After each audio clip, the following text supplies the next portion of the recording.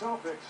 Dwight Howard of the Orlando Magic in his fourth All-Star game. Backcourt of Wayne Wade of the Miami Heat and Joe Johnson of the Atlanta Hawks starting for Allen Iverson.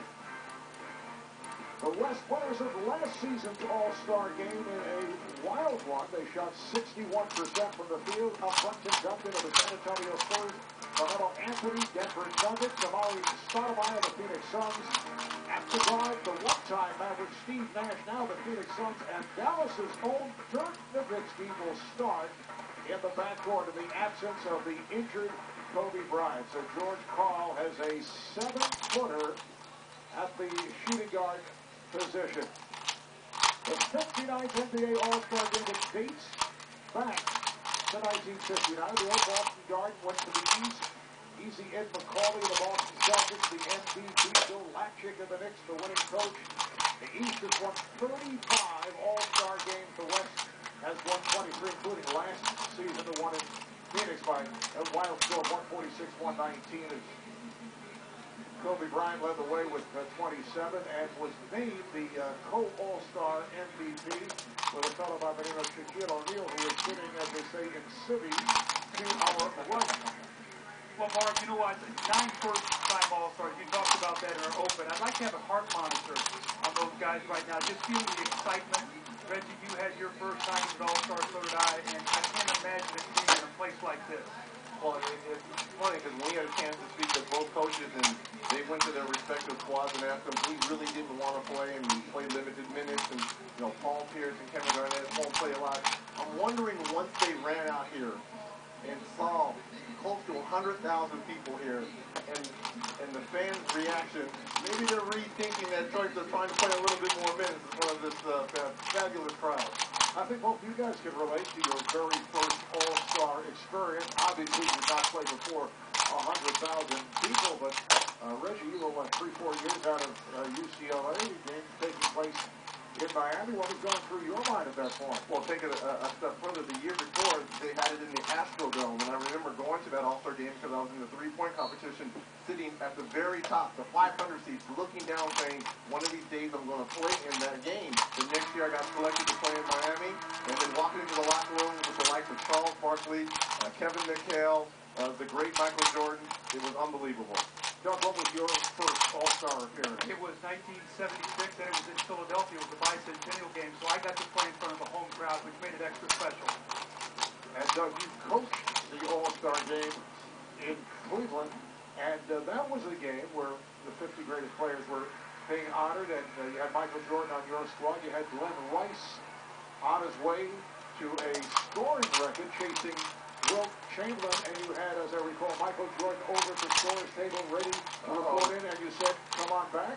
Well, I just walked down and said, go come back and sit back down on the bench here. You're not coming out of the game. But actually, I did get put in the game, and I sort of sheepishly went up to Michael, saying, Glenn Rice stay in the game here. He's about ready to set a record. He said, no problem.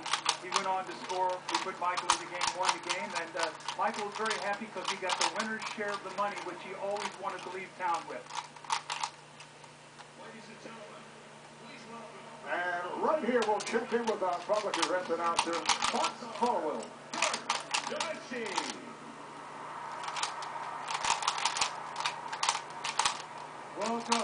Welcome to Dallas, everybody.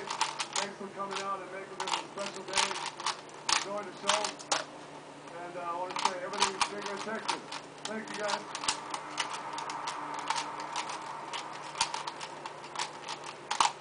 Dirk Nowitzki has been kind of appointed as the host for the weekend, as Steve Nash, a good friend of Dirk from their days together in Dallas, has mentioned. He's not exactly the guy who wants to be hosted, but it has been forced upon him. So a crowd of 90,000 plus would be the largest to watch a basketball game. The owner of the Mavericks, Mark Cuban, I know, is aiming for 100,000, as is Dallas Cowboy owner Jerry Jones. The record for a basketball game crowd, 78,000 plus, was Michigan State against Kentucky at Ford Field in Detroit back in 2003. As far as NBA regular season, 62,046, a Bulls-Hawks game at the Georgia Dome in 1998, and the record for an All-Star game, 44,735. That The one you mentioned, Reggie, of the Houston Astrodome in 1989. Marv, I got a question here for Reggie. Now, he was in the three-point shooting competition, and they had him sitting at the top of the stadium. I mean, what in the world? I finished last. Oh, okay. I'm just wondering, how did you get up there? I finished last. Or second to last, one of the two. It wasn't a great weekend for me. Well, LeBron James going through the ritual. Could be a couple guys going through the ritual with the Rosen father. You also got Kevin Garnett who does the same thing. The officials all working their very first All-Star game. Scott Foster in his 16th NBA season. James Chambers in his 15th. And Derek Richardson in his 13th. So not to say this, just looking at the two squads, the starting squads as they're headed for the jump ball. I like the look in the eyes of the East team. LeBron James and Kevin Garnett. Carmelo Anthony is saluting my good friend over here, Doug Collins. I like the look of the East. Looks like they're all business. Well, when you have LeBron James on your team, there's a good chance that's going to happen. If I'm the West, I start out in a 2-3 zone right now with the team. They've got to shoot some jump shots and see what kind of accuracy they're going to have today in this vast place to try to shoot. Reggie, you know, that's one of the difficult things, shooting without a background.